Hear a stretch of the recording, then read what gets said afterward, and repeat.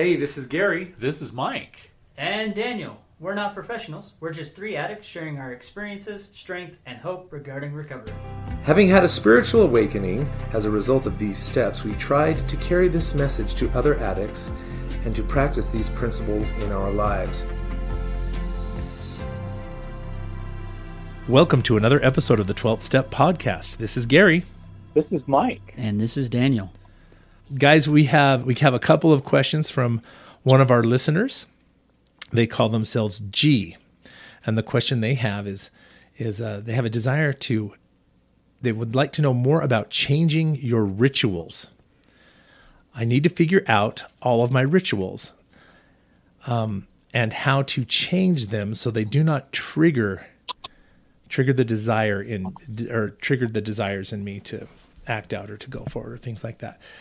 Just a quick question there. So let's talk a little bit about, first of all, how to identify rituals and why that is important, and then what you need to do to change them, or the importance of changing them.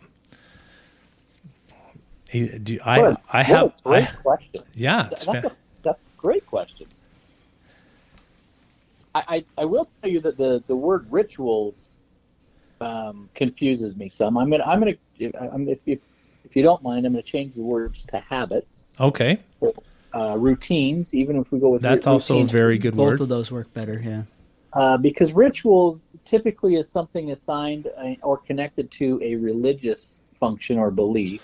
Right. And I don't want to go down a path of suggesting changing, religious beliefs as a result of, as a result of addictive behavior or any of those things. So I'm going to move the words to habits or routines, something along that works. That works perfectly. And in the interest of full disclosure, I think the word ritual came from a conversation I had with this person about identifying the ritualization step of your addiction cycle. Oh, well, I mean, it does fit with addiction terminology. I mean, for me, I had to sit down and say, okay, and this happened because I had to do several different relapse chains. Mm-hmm. And what's a relapse chain for those who might not know? Well, great. Now that, it's been a while since we've talked about that. So basically a relapse chain is a tool that I learned in the SAA group that came out of the Recovery One. No. Yes. No, it was out of it was the Facing the Shadows. The very first book, Facing the Shadows book. And what it does is when you have a relapse, you start with the relapse, and then you slowly break down the feelings and the behaviors leading up to that event. You keep working back as far as you can to what started that cascade down. And because of that, I was able to find those moments of habit or routine or ritualization that eventually led me there. Mm-hmm. Some of those were, I know we've talked about it, where it would be, I did certain behaviors at the time, whether that was, I went days without, taking a shower or brushing my teeth, or, and then suddenly I would take a shower and dress up not really nice. And then, I would go off down that tangent. Other ones would be where, I'd be really in a cranky mood, and instead of talking about it, I'd just be shut down and just let that build and build instead of addressing, hey, that thing you did last week, it really bugged me. Can we talk about it? Mm-hmm. And then I'd get to a point where I was justified because I was because I was so angry. I was seeing every negative thing everyone else was doing that just fueled that fire for me. And I think it's a pretty common experience that, I've done relapse chains myself. I know Mike has done some. And I think it's a pretty common experience for anybody who does one, that they find out that the events that led up to the relapse or engaging in the activity actually were preceded by days or weeks or even months leading up to this. Yeah, it definitely wasn't like something that happened 2 or 3 minutes before. Mm-hmm. It was something way down the line that fueled that. And you really had to write it down and take it step by step back and identify, this was the behavior I did. What was I thinking in that moment? Mm-hmm. Why was that okay to do in that moment? And then keep going back until you got to the bottom of it. Yeah, I mean, for example, one of my biggest relapses, actually my last relapse, when I worked that back, led back to a point in March of 2017. Wow. It was just something that after a moment of intimacy that my ex-wife had said to me that really profoundly hurt me, and it just spiraled me down. And all the other relapses that I had in between that all connected to that one point. Interesting. Mike, you got anything? I do, yeah. I broke this, the changing of this word ritual to changing my beliefs and my behaviors. And so I want to address both of those individually. Okay. Some of the beliefs that I had to really focus on was, and I remember you, Gary, sharing this with me, inquiring very early on, is what is it that sex means to me? The very act of sex. What is that? What have I hung on that very act? And had to rethink, what does it mean to me? What this very act of sex and wanting sex and all of that's associated with it, what is it? What have I hung on that as being, oh my word, this is really important? And I came to find out that it was a piece of my identity. I used to tell my wife that in the absence of sex, sex was this indicator to me that we were in an okay marriage. And that was completely incorrect, completely wrong. And so we had to unpack some of that for me, had to work through what that actually meant.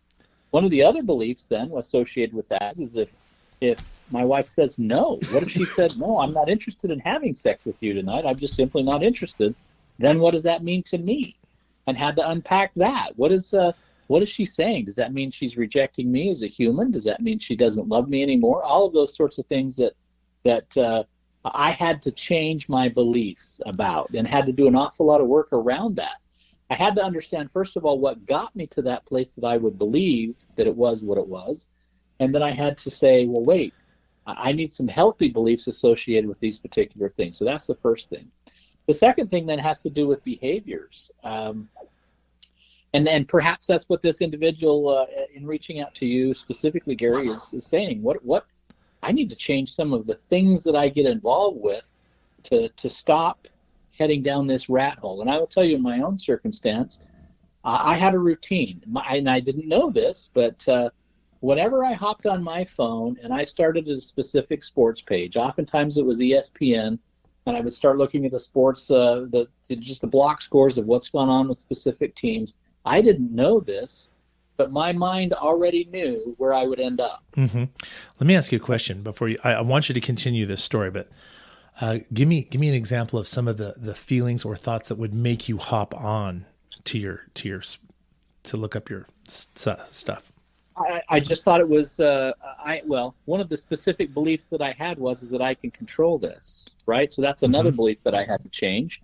But coming back to this behavior then is that I thought it was a very benign thing. I just simply thought, hey, I like to pay attention to what's going on with sports, but there was a very specific routine of sites that I would go to. There were apps on my phone, and I had to literally delete some of those apps and change the way I looked at news and everything else.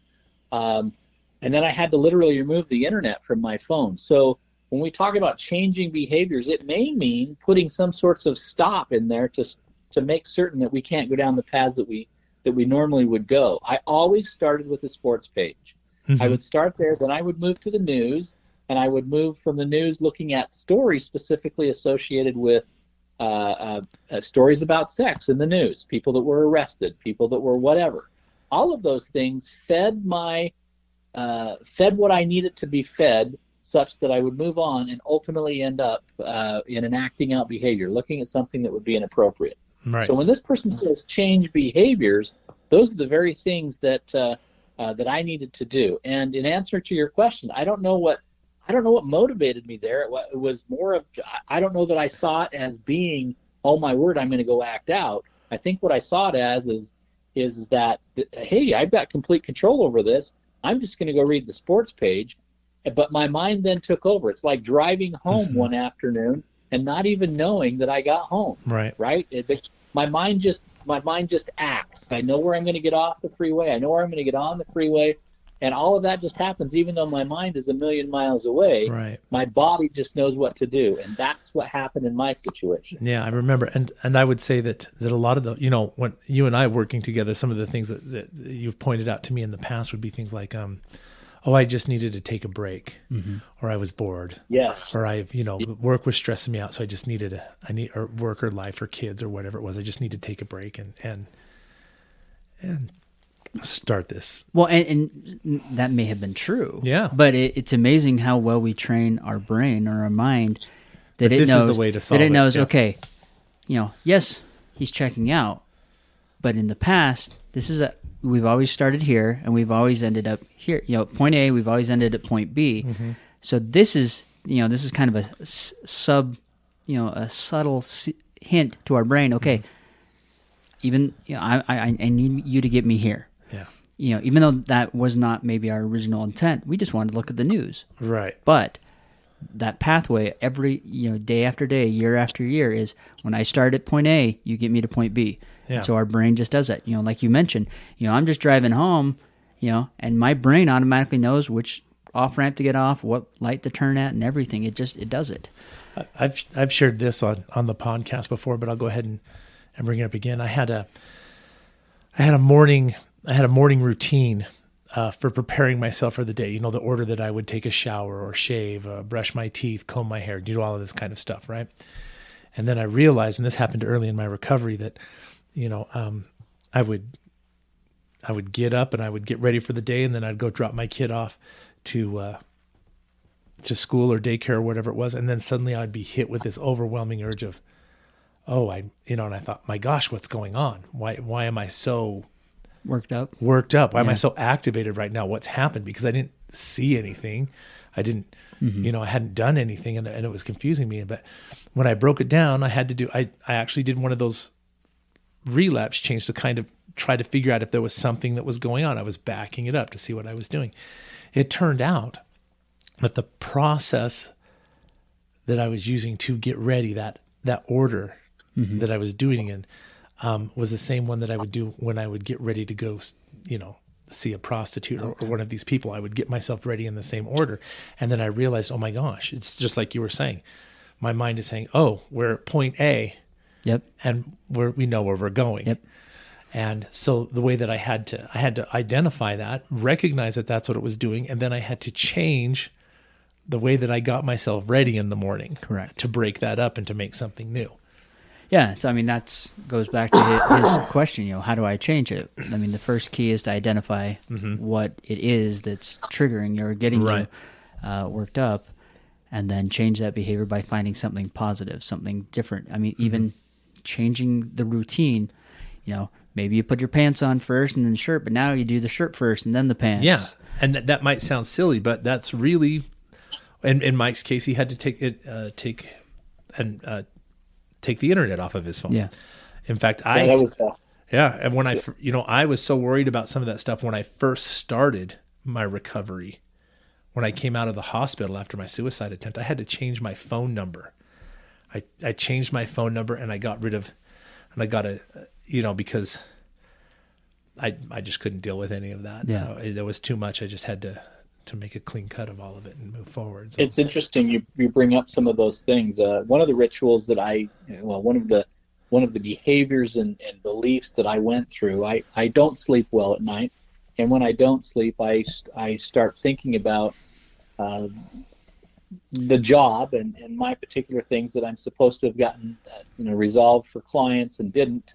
And then I start thinking about, they're going to be angry, and I start stressing. And so it would be 2 or 3 o'clock in the morning, and I would start stressing about those particular things, which always led me to this dear friend that would instantly interject in my mind these thoughts that, hey, you know what, if I can distract you from these particular stresses that you're having in your life.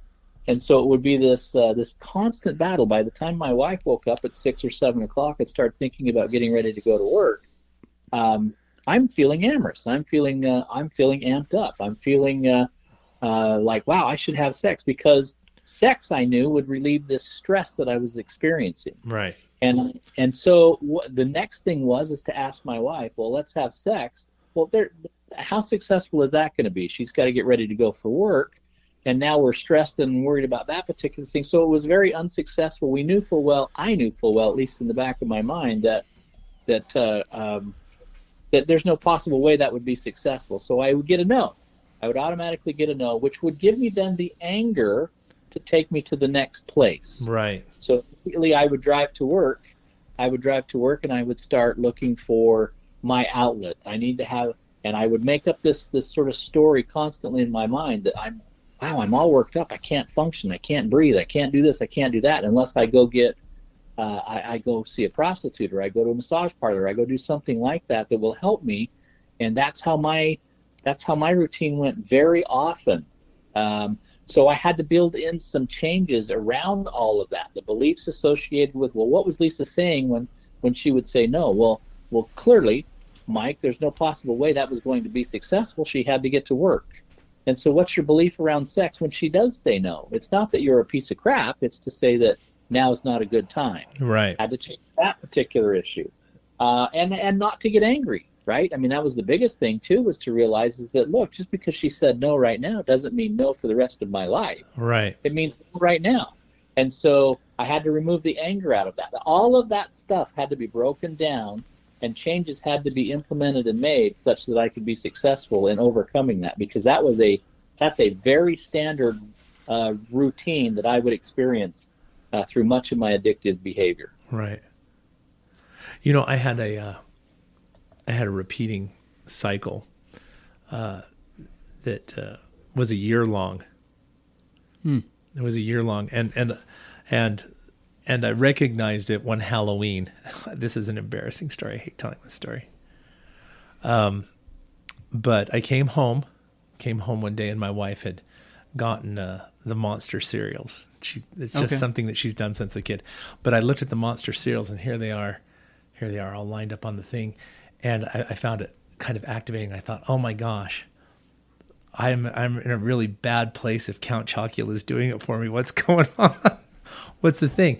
And do you know what it turned out to be? It was the season. I had so sexualized Halloween. Okay. And I had associated, because we only ever had those cereals with Halloween. So I came home and I saw those, and it immediately was, it's Halloween. Well, and to be fair, I mean, society has kind of sexualized Well, of course Halloween. they've hypersexualized it, and that's fair. But once I discovered that, I asked myself, okay, I wonder if there are other patterns or other behaviors that look that way, and there were. Turns out that every time there was the New Year, I would make a resolution not to act out, and then I followed this pattern. Okay, I would have New Year's, and then I'd go for a couple of weeks, and then I'd hit it really hard or whatever, have a big relapse when my addictive cycle was thing. And then I immediately after that was my anniversary, so I'd use that as a new start. And then my birthday was after that, and I'd use that as a new start. So I had these three, I have this chance to start over. I have this chance to start over. I have this chance to start over. And I would follow that pattern. So I found out that most of my really, really heavy acting out and self-loathing happened in the beginning of the year when I had those three restarts, because I got in the habit of, I'll get it all out of my system one last time. Yeah. And then I'll have this restart. And then, nope, that's okay, because I got another restart. And then I had to recognize that. And I didn't recognize that as a pattern in my addictive behavior until I broke that all down. And it took me a while to figure out, that's like, oh my gosh, there are certain times of year that I have done this for the last 16 years that I need to address. So, I mean, that leads up to a good question, because he's asking for, how do I change this? I'm assuming your wife still is getting the cereal. So so how did you change that to make it better? Because do you know? Well, first of all, in that particular instance, now keep in mind, I would feel the activating events. I'd feel triggered, but I didn't act out. I would just kind of reach out, and I would work my way through it, and I didn't realize exactly what was going on. But it was about 2 or 3 years into my recovery that it had happened again, and then it happened. And then by the next Halloween season, it was like, because I had enough recovery stuff that I could recognize they're okay. I see what's going on. So in that situation, once I recognized what it was I was dealing with and what was happening, it was actually pretty easy to deal with. And by that time, I had some really good tools about assigning new memories or doing different things or just knowing how to change things up. So, like one of the things is the nature of the Halloween decorations in my home changed. They're they're more suitable to like a 5-year-old kindergarten class now than something that was really, I don't know, spooky or whatever. Okay. You see what I mean? It Yeah. was just There was a big enough change. It was a big enough change that it made it different. And then I worked very deliberately to change the meaning of things. But I will tell you, I don't celebrate Halloween anywhere near the level that I used to. That's too bad. It's more of a grandkid or kid kind of an event. Yeah. Facilitating their fun than me dressing up and indulging in a lot of fantasy based thinking kind of stuff. So okay. Can I just say that I never get tired of hearing those stories? And part of the reason for me is because it represents the fact that you did just a tremendous amount of work around something. You recognized immediately that something was activating you, and you spent the time necessary to figure that out. And that never gets old to me. I don't know why that is, but it just doesn't. Whenever anybody shares a story of recovery that enables them to discover for themselves and in their own life what's bringing them to this place, that's a monumental step forward in the path of recovery. And I think about that. I've heard that story countless times, and I just never get tired of hearing it. I just never do, because I don't know that anybody thinks about their own lives enough to recognize the fact that there are cycles associated with this. There are years of there's 1 month, 2 months, 3 months, 6 months, whatever, however many times during the month or however often it comes around, once a time a year where that all of a sudden activates you, and now you know why. Mm-hmm. That's a monstrous big deal. That's a monstrous big deal. When we start understanding the cycles to what it is that we're experiencing and why would we be getting amped up at a point in time like this, and then start unpacking all of that to find answers to our own lives, that's a big deal. That's just a really big deal. And when you realize that they can be seemingly unrelated and separated by weeks or whatever, from the time that it.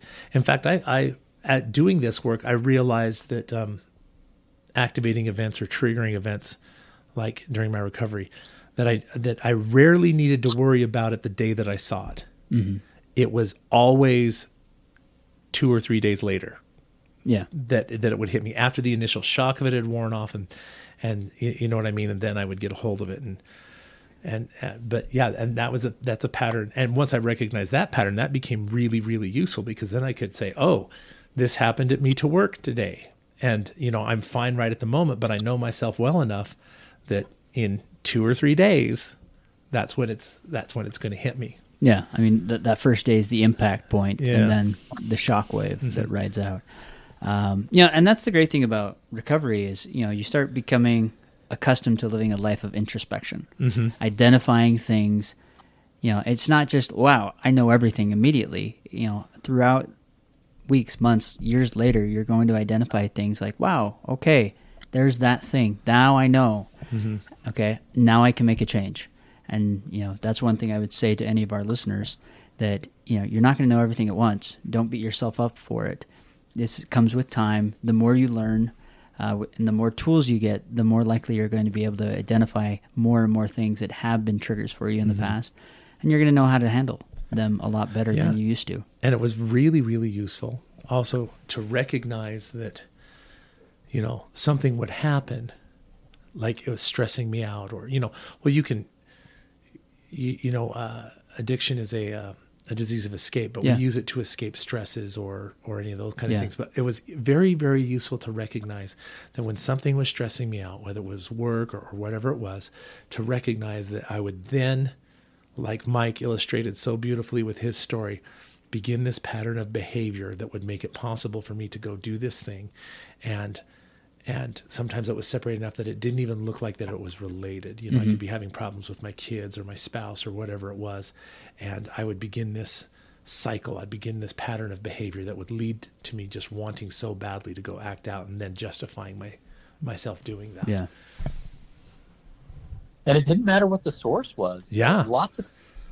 I remember multiple times calling you over things that were seemingly unrelated. I remember a specific circumstance where I called you on the phone. I remember I was climbing on an elevator, and I just had a screaming session with a client, regarding a bill that they'd owed me for some period of time. Mm-hmm. And I remember being just completely amped up.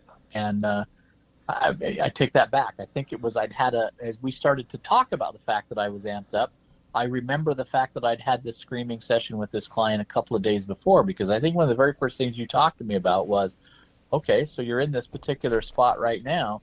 What has happened in the last 24 to 48 hours?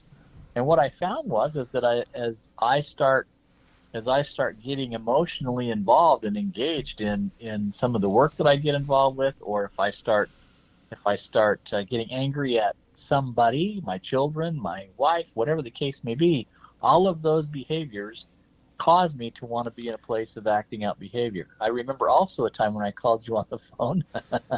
Hey, I've just had this dispute with my wife. I'm furious. And your first response was, go say you're sorry. Well, wait, I didn't say anything wrong. Yeah, but that's not what it's about, Mike. Do you remember that conversation? I do. And those are all interesting perspectives when we start to realize that if this really is a disease of escape, and in my particular universe, being angry or being worked up or being restless or any of those emotions that I'm experiencing that are negative means that it puts me in a position where I want to act out. And so just go resolve it, Mike. Just go deal with it, because if you don't, you're going to find yourself wanting to act out, and you may not have the stamina to withstand something like that. Right. That was great insight. I remember those circumstances. Now that you bring those up, that's amazing. So I never get tired of those stories. I really don't. Those are true recovery stories where people have done the work to figure out what's going on in their world. Well, all right. Maybe I won't feel so bad when I share it. I don't think that one. Just more book content. I know, right? Do you know what is so strange? Of all the things that I willingly share, I don't know why that's the one that embarrasses me. It's so strange. That's okay. All right. It's weird to think the box of Cocoa Puffs activated you. That's why. No, not Cocoa Puffs. Yeah, it was Choco. It was Count Chocula, guys. Come on. Count Chocula. Yeah, that tells you how many times I've had those boxes of cereal. Well, we're just about out of time. Do you guys have any last thoughts? Just thank you for this individual reaching out. It's an indication that they're thinking through their own circumstance and their own universe and trying to understand how these behaviors are affecting them, and what possible insights could they obtain from speaking to somebody, and recognizing that they need to make some changes in their life. That's fantastic. That's great stuff. Yeah, I mean, for me, the only thing I want to add is just how grateful I am. And I'm sure the three of us, can attest to this. How grateful I am that we have listeners around the world that now feel comfortable enough to be vulnerable with us, to address and feel safe enough to address these issues that they're experiencing. It's really been wonderful. I mean, we started this well over 2 years ago at this point, and people are, the emails are kind of coming in quite frequently, and it's nice to hear from people when it's a first-time email. It's nice to hear from people that are sent, like Adam from several episodes ago, that had sent in more than one email. Mm-hmm. So it's just really great to see how our 12th step contribution is helping others, and their reaching out is also helping other people as well. All right, I guess my closing thought is, excuse me. You did a fantastic job recognizing that there are patterns or rituals that you need to identify. And I'm grateful that Daniel pointed out the very useful tool of the relapse chain, where you can identify, when you recognize that you're having one of these moments that you feel like you need to act out, or that you're going to go do whatever, that you back that up and find out what it is that has activated me or triggered me, and then deal with whatever that is. So, and that's going to take some work. You'll probably have to sit down and write it down. You're probably going to have to go through that process several times, because you probably have, if you're anything like the rest of us, you'll have things that can happen just like that. You'll have things that take a year. Yes. So, and everything in between. So with that, again, thank you everybody for listening, and thank you for reaching out to us. And this is Gary telling you to do the next right thing. And this is Mike saying, do the work necessary to find the peace that recovery can bring. And this is Daniel saying, find the humility in your recovery. Thank you for listening to the podcast. If you like this episode, please give us a 5-star rating on iTunes, Spotify, or wherever you find us. As a fellowship of recovering addicts, Sex Addicts Anonymous offers a message of hope to anyone who suffers from sex addiction. Check out saa-recovery.org.